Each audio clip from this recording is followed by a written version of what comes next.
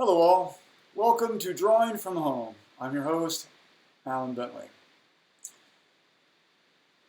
This video will serve mostly my Figure Drawing 2 class, but also maybe my Intro Drawing class, just to get started on working from home. Right now in the face of this global pandemic, every faculty member is struggling to figure out how to teach their course. With this being a studio class, it becomes kind of interesting. So today we're going to go over a basic setup. The hardest thing for a student working from home is space, I know, and having all the right stuff. For my figure drawing class, unless your home has an abundance of naked people, you're going to have to find sources someplace else. If you do have an abundance of naked people, your quarantine's going better than mine is.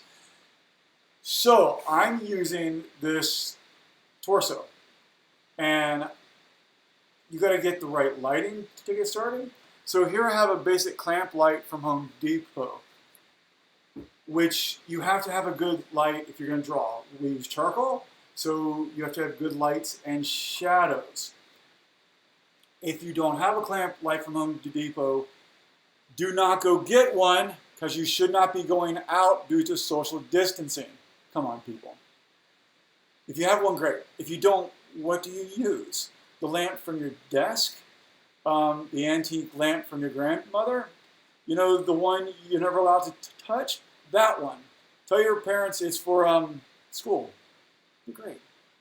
So I've got the lamp clamped to my wall here. You can clamp your thing to whatever it is you have. A table, a chair, whatever. I know you probably don't have an easel, so you figure it out based on your own house. If you have to prop things up to get a good angle on a table, fine. It's going to make a mess. I know. I'm sorry. Life is hard. So I put up this basic neutral backdrop behind my torso so I can see both light and dark behind it, and give me something more interesting to draw from behind the figure.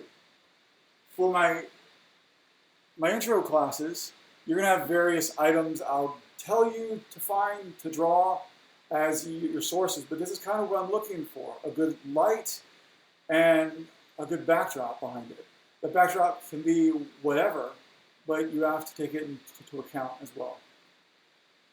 For my figure drawing class, if you're doing self-portraits or portraits of all those naked people in your house or clothed people, it's fine. What's around them counts, the lighting counts. If you're using yourself as a model in a mirror, remember, I don't want the drawings done off your phone. It's distorted and weird. You know the one I'm talking about. Don't do it. So a mirror and a lamp, and then you arrange the mirror, you arrange the lamp, and you play with the pose and the lighting over and over and over again until you find something that is interesting. It gives you good light and shadow. I know it can be daunting, this whole, how do you take the class from home? I get that. There's something to be said for locking yourself in a room and making a bunch of art. That's kind of enticing. I had a professor in college who would do that every so often. He'd take a week, clear his schedule, and spend the whole time drawing. Bang out 100 drawings. You end up so much better as a draft person, as an artist, as a painter, as a whatever, on the other side of that. So we're all kind of forced to do that now, which can be exciting. I know there's the stress of the whole thing, and we all have other responsibilities too, but this is one of the responsibilities. So have the attitude of lock yourself in a room, follow along here, play along at home, and we'll see what we can do. Take it one step at a time.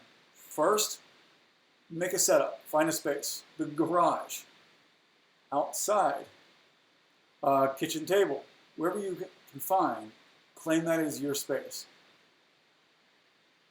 And then let's start making some work.